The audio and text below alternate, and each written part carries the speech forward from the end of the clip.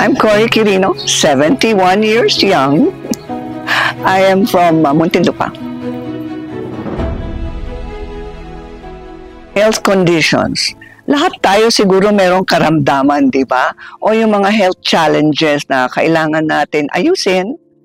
Para sa akin, dahil sa napaka-busy ang schedule ko, ang pinakamahalaga para sa akin ay yung enerhiya. Ito po ang naging challenge ko dahil sa busy work schedule.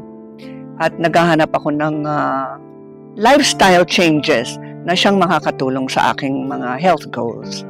So unang-una, yung lack of vitality or energy.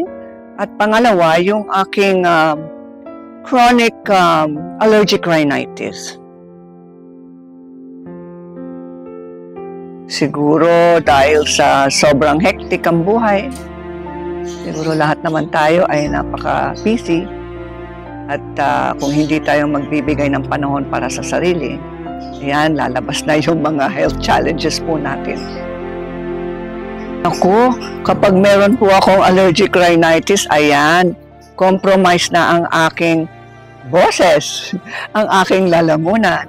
At syempre, ayaw mo na magtrabaho kasi kulang ka o kapos ka na sa enerhiya. Yung ang aking approach ay multi-dimensional approach tulad ng allopathic, traditional medicine. I went to see my ENT, meron akong mga gamot, tapos meron din acupuncture, at naghahanap din ako ng mga gamot galing sa mga halaman.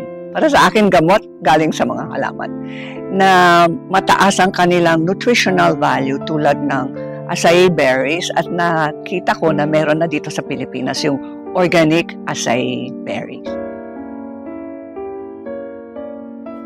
Oo, yung unang-una, yung ating katawan ay konektado sa ating emosyon at sa ating pag-iisip. Kaya yan ang tinatawag na holistic. This is 3-in-1 tayo po.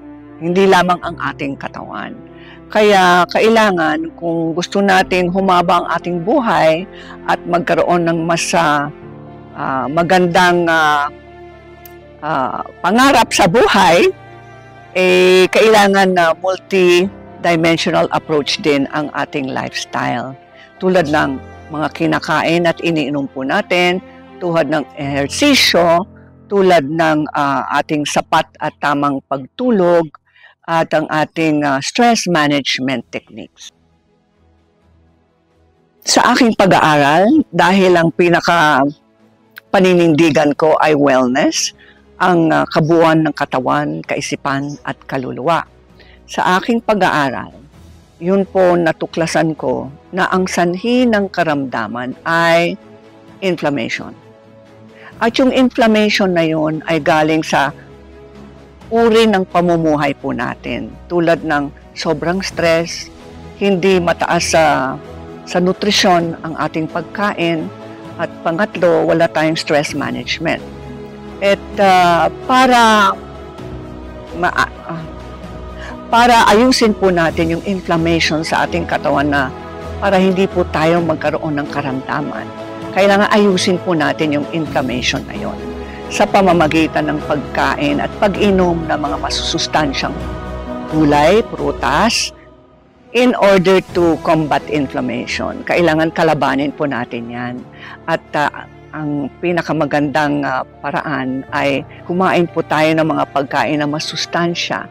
Uminom po tayo ng mga prutas na juices na masustansya rin, tulad ng acai berries. Para sa akin, dahil po sa tinatawag nilang mataas na ORAC value or oxygen radical absorbance capacity, na sabi nila lahat ng mga pagkain merong ORAC value.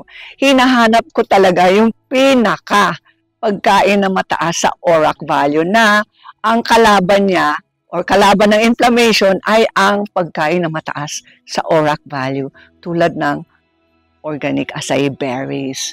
So ito po ang naging new best friend ko po. Sabi nila dapat isang jigger lang or isang shot glass sa umaga kung gusto kong magkaroon ng enerhiya.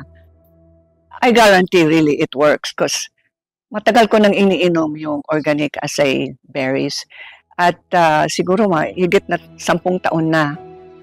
And I can guarantee na pag ininom po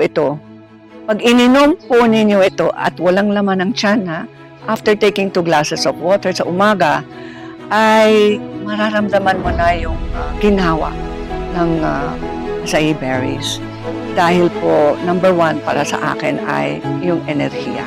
Pangalawa, makikita mo, mas maganda ang kutis mo, mas gumaganda ang kutis mo. At pangatlo, para sa mga may insomnia, alam ko yun makakatulog po sila na mas mahimbing kung iinumin po nila sa gabi.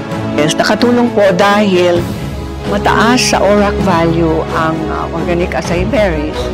Ito po ay ayaw ng inflammation sa katawan. So because of this, I was able to manage my chronic rhinitis, allergic rhinitis.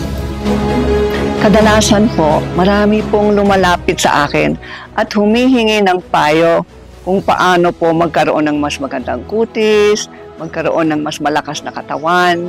At ang tanong nila ay, how to be you? At ako po ay sasabihin ko po sa inyo ang aking sekreto. Kailangan maging malusog ang ating buhay. At umpisahan po natin sa mga produkto o mga pagkain na siyang makakatulong po sa ating kalusugan, sa kalakasan ng ating katawan. At para sa akin, kung hiyang sa akin, malamang po hiyang din sa inyo ang organic acai berries. Try it. It works.